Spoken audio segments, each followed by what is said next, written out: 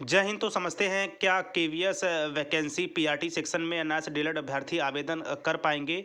चूंकि वर्तमान समय में आप देख ही रहे होंगे कि सबसे बड़ी शंका ये उत्पन्न हो रही है एनआईएस डीएलएड अभ्यर्थियों के लिए कि केवीएस पीआरटी में एनआईएस डीएलएड मान्य है कि नहीं। ऐसे में मान्यता के संबंध में, वैलिडिटी के संबंध में आवेदन कर सकते हैं कि नहीं केवीएस पीआरटी में, उसके संबंध में संपूर्ण विश्लेषण मैं इस छोटी सी वीडियो के माध्यम से करने वाला हूँ, जहाँ से सभी चीज़ें बिल्कुल पानी की तरह क्लियर होने वाली हैं। तो ऐसे में समझेंगे एनआईएस डीएलएड की वैलिडिटी को, केवीएस पीआरटी में आवेदन करने की प्रक्रिया को, और इसके साथ साथ आगे चलकर क्या कोई समस्या नहीं होगी उसके भी संबंध में चर्चाएं करेंगे। तो ऐसे में यहाँ पे जो महत्वपूर्ण बिंदु हैं, सबसे पहले उसको आप समझ लें। तो देखिए यहाँ पे जो केवीएस है, यानी कि केवीएस केंद्र सरकार की संस्था है, किसी राज्य सरकार की किसी संस्था का इस पर कोई हस्तक्षेप नहीं होगा।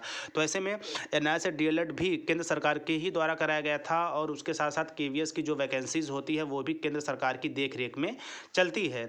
ऐसे में केवीएस का नियमावली एनसीटी के नियमानुसार बनती है, जिसके आलोक में यह स्पष्ट करना है कि एनसीटी ने एनआईएस डीएलएड को काफ़ी पहले ही मान्यता प्रदान कर दिया था।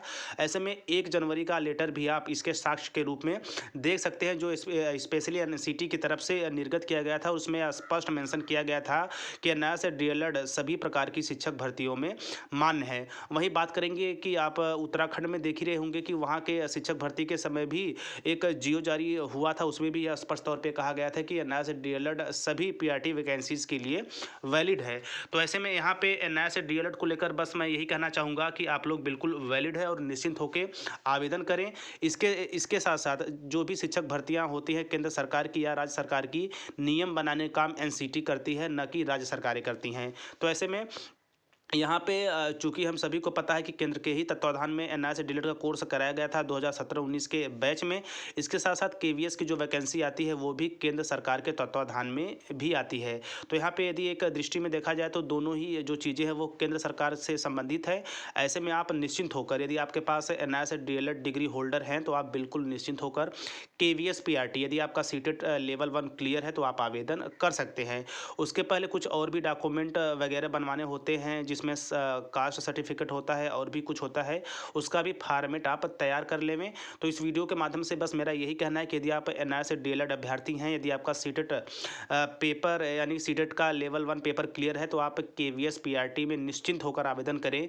केंद्र सरकार की इस वैकेंसीज में आपको एग्ज़ाम प्रक्रिया से लेकर, एडमिट कार्ड प्रक्रिया से लेकर, सिलेक्शन व नियुक्ति प्रक्रिया तक लेकर किसी भी तरह की कोई भी समस्या नहीं होने वाली है। इसके साथ में आप एनसीटी का लेटर, इसके साथ साथ तमाम ऐसी चीज़ें हैं जो एनआईएस डीएलएड के पक्ष में है और केवीएस पीआरटी में आवेदन करने के लिए और मजबूती प्रदान करती हैं। तो बेसिकली यह छोटा सा वीडियो इसलिए भी था क्योंकि तमाम एनआईएस डीएलएड अभ्यर्थियों के मन में ये भी प्रश्न उठ रहा था कि केवीएस में आवेदन करें या ना करें, केवीएस पीआरटी में अप्लाई करने के बाद क्या आगे कोई समस्या होगी। तो बिल्कुल कुछ नहीं होगा, आप निश्चिंत रहें और निश्चिंत होकर आवेदन करें और एक बेहतर ढंग से तैयारी करके एक सीट सुनिश्चित करें, क्योंकि यह अपने आप में काफ़ी बड़ी भर्ती है पीआरटी लेवल पर। तो आगे चल के एनआईएस डीएलएड के संबंध में और भी जो भी महत्वपूर्ण जानकारी आएंगी शिक्षक भर्ती के संबंध में, चाहे वो केवीएस हो, एनवीएस हो या फिर राज्य सरकार की शिक्षक भर्तियां हो, उसके संबंध में एनआईएस डीएलएड की वैलिडिटी को लेकर के जो भी प्रत्येक अपडेट लेटेस्ट तौर पे निकल के आएगी, उसकी प्रत्येक जानकारी के लिए आप टीचर प्लानिंग पॉइंट चैनल के साथ बने रहिए। तो बिल्कुल आपको कमेंट करके आप ये अवश्य बताइएगा कि आपका सीटेट क्लियर है तो आप आवेदन कर रहे हैं कि नहीं कर रहे हैं। तो ढेर सारी शुभकामनाएं स्पेशली केवीएस पीआरटी में आवेदन के लिए। तो मिलते हैं नेक्स्ट वीडियो नेक्स्ट इन्फॉर्मेशन के साथ, तब तक स्वस्थ व्यस्त और मस्त रहिए। जय हिंद, वंदे मातरम।